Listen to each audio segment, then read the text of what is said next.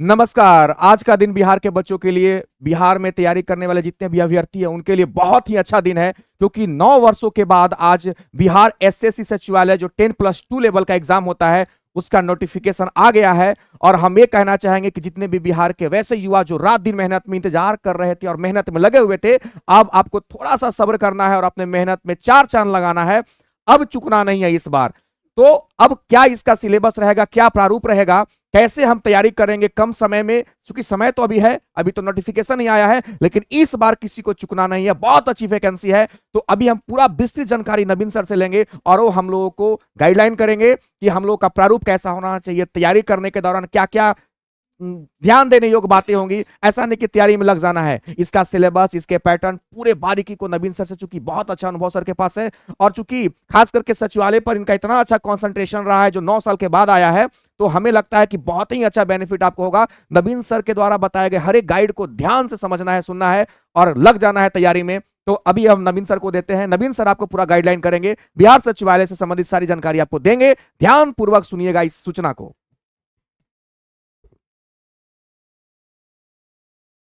धन्यवाद विकास सर। और सबसे पहले तो बिहार सरकार को भी बधाई देना चाहते हैं कि 9 साल बाद ही आपका नींद टूटा। चलिए, नींद तो टूटा एक्चुअली में इलेक्शन के कारण ही सही। और अभी आपको लगातार वैकेंसी देखने को मिल रही है, मे भी कि और भी वैकेंसी आपको देखने को मिले। बिहार एसएससी +2 लेवल की वैकेंसी देखने को मिली है। और जहां तक का एक संभावना है कि सचिवालय सहायक ग्रेजुएट लेवल दोबारा से भी आपका दिया जा सकता है, वो आने वाले समय में पता चलेगा। और 2014 में इससे पहले वैकेंसी आई थी और बहुत बुरा वक्त भी वो था। 2014 से स्टार्ट हुआ था, 2022-23 में जाकर के वो वैकेंसी क्लियर हुआ। अपने आप में बहुत ज़्यादा समय लगा था।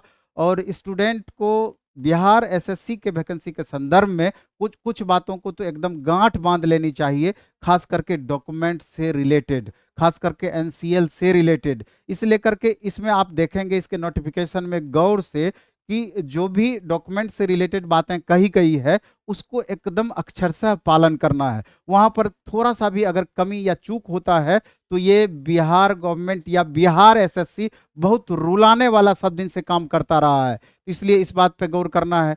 और महिलाओं के संदर्भ में भी जिस तरीके से सब दिन ये प्रोसेस करते आई है, इसमें 35% सीट का तो रिजर्वेशन बिहार के महिलाओं के लिए रहेगा ही रहेगा। उनके लिए भी एक बहुत ही महत्वपूर्ण वैकेंसी ये साबित होगा। लेकिन महिलाओं के संदर्भ में ये भी याद रखना है कि जिस तरीके से बिहार के हर वैकेंसी में उनके पिता के अकॉर्डिंग एनसीएल वैलिड होता है, उनके पति के अकॉर्डिंग नहीं, तो यहाँ पर भी ये बातें लागू है। दूसरी बात, इसमें हम अब मूल बातों पे चलते हैं। इसके संदर्भ में हम ये कहना चाहते हैं कि कुछ बातें ऐसी है जिसमें आपको बिल्कुल भी ध्यान रखना चाहिए। क्योंकि इसमें अगर 2 पोस्ट को छोड़ दिया जाए, 2 पोस्ट जिसमें कि पंचायत सचिव और राजस्व कर्मचारी, ये 2 पोस्ट का लगभग 80% वैकेंसी इसी 2 पोस्ट से है। और बाकी आप देखेंगे बिहार सरकार के अलग अलग डिपार्टमेंट में लोअर डिविजनल क्लर्क का पोस्ट यानी एलडीसी का पोस्ट लगभग हर विभाग में कमोबेश दिया गया है। कुल मिलाकर अगर हम बात करें तो 11,098 पोस्ट टोटल मिला के है।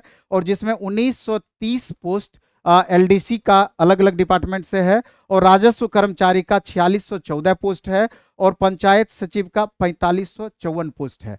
और अगर हम बोलें इसमें गुड़ बातें, तो हम ये कहना चाहते हैं कि अगर आपको टाइपिंग का ज्ञान है, इंग्लिश और हिंदी, पहला ये एग्जाम होता है बिहार के संदर्भ में या स्टेट लेवल का जिसमें हिंदी टाइपिंग का महत्ता कहीं ना कहीं इंग्लिश टाइपिंग से हमेशा से ज़्यादा देखा गया है। इसमें बहुत सारे ऐसे पोस्ट हैं जहां की हिंदी और इंग्लिश दोनों टाइपिंग चाहिए, बहुत ऐसे पोस्ट हैं जहां सिर्फ हिंदी टाइपिंग चाहिए, कुछ एक पोस्ट है जहां इंग्लिश टाइपिंग चाहिए।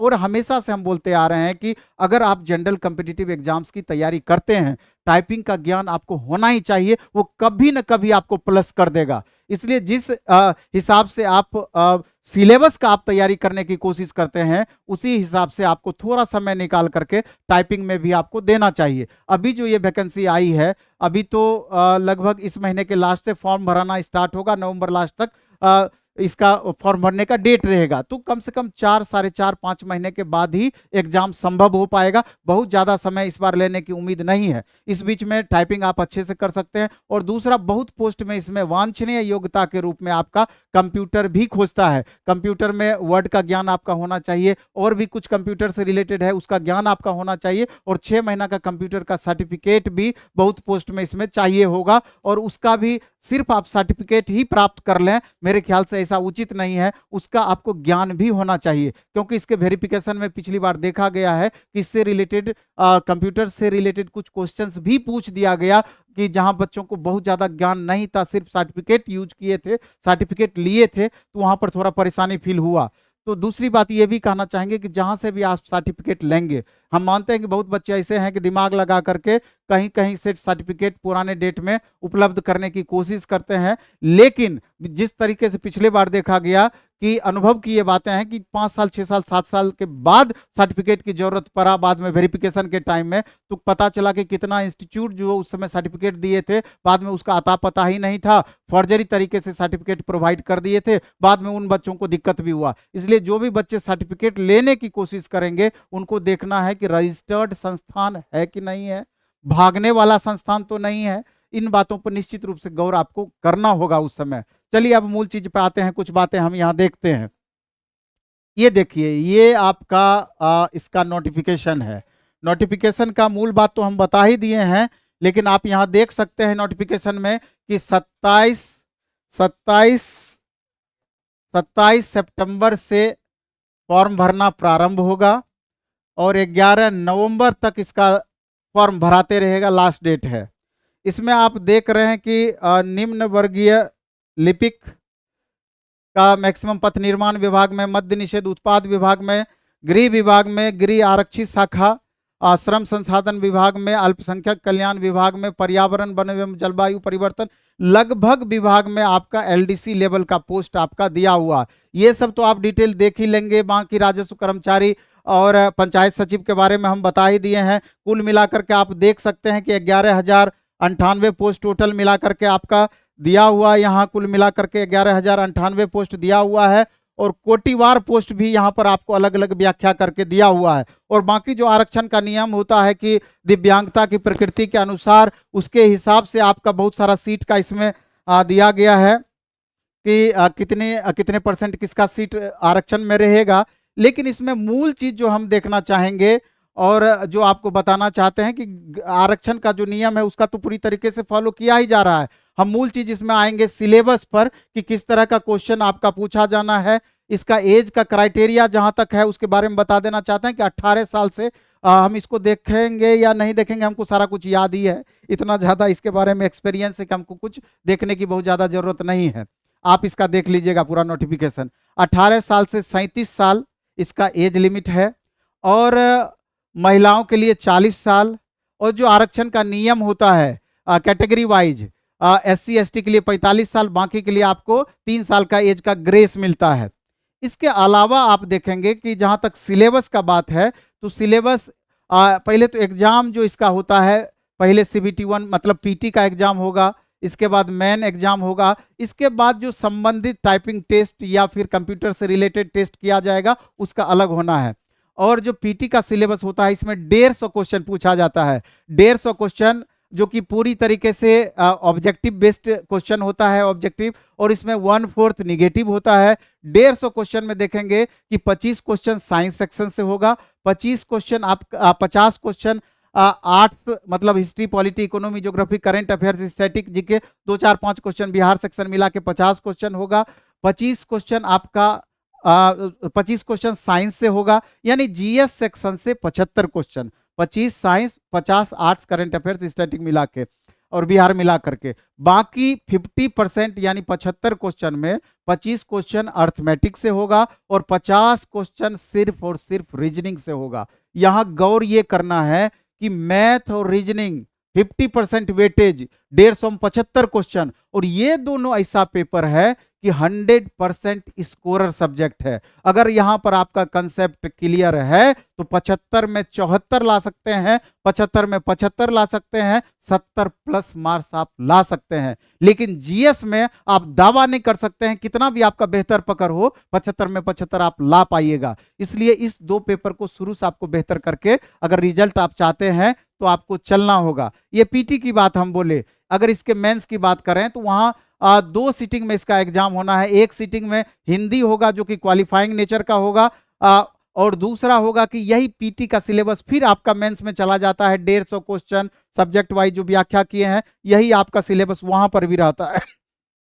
और इसके बाद जाकर के आप जब ये भी आप पास करते हैं तो जाकर के तीसरे चरण में टाइपिंग या कंप्यूटर पर पहुंचते हैं।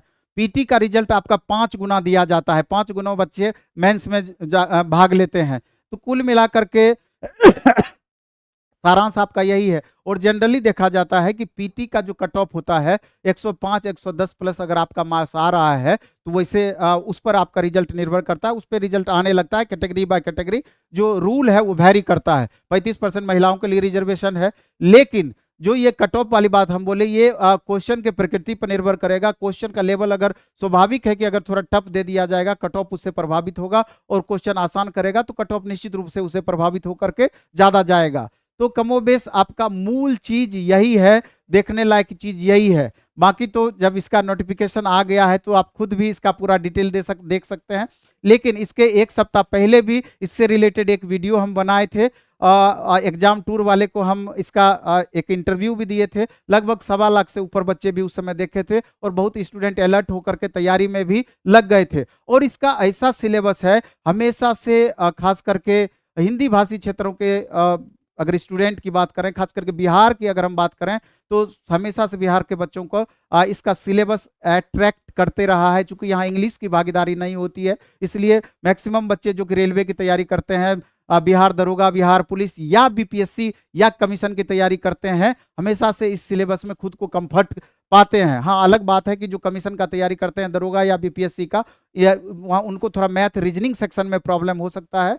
लेकिन मैथ रीजनिंग भी ऐसा रहता है कि थोड़ा मेहनत करेंगे तो मैक्सिमम क्वेश्चन बनने की संभावना रहती है। लेकिन रेलवे एसएससी के बच्चों के लिए ऐसा सिलेबस है, वो मैक्सिमम स्कोर करते हैं और कंपटीशन हमेशा से बढ़ाते रहे हैं, और हमेशा मुख्य धारा में बने रहने की कोशिश करते हैं, और बने रहते भी हैं, रिजल्ट भी उनका होता है। तो इसलिए जो भी छात्र हैं, अगर सीरियसली लगते हैं, एक अच्छा अपॉर्चुनिटी आपके लिए हो सकता है। और प्लेटफॉर्म में भी अगर ऑनलाइन मोड की हम बात करें, प्लेटफॉर्म बाय नवीन कुमार सिंह ऐप पर अभी जस्ट एक बैच हमने दिया है, और 22 तारीख से वो बैच आपका प्रारंभ होगा। और मात्र 499 रुपया फी में 12 से 13 सब्जेक्ट जो बिहार एसएससी का पूरा सिलेबस आपको मेंटेन करेगा, वो पूरा सिलेबस आपका 13 अलग अलग टीचर के द्वारा पढ़ाया जाएगा, जिससे कि क्वालिटी आपका 100% मेंटेन रहे, और यही पढ़ाई आपका बिहार दरोगा दूसरे एग्जाम में भी आपको काम कर जाएगा। तो ये बैच आपका 12 तारीख से स्टार्ट होगा ऑनलाइन प्लेटफॉर्म बाय नवीन कुमार सिंह ऐप पर। तो चलिए, इस वीडियो में हम इतना ही रखेंगे, लेकिन एक अच्छा अपॉर्चुनिटी आपके लिए आया है। खूब अच्छे से मेहनत कीजिए, खूब जम के मेहनत कीजिए, और अपना एक सीट पक्का करने का प्रयास कीजिए। धन्यवाद।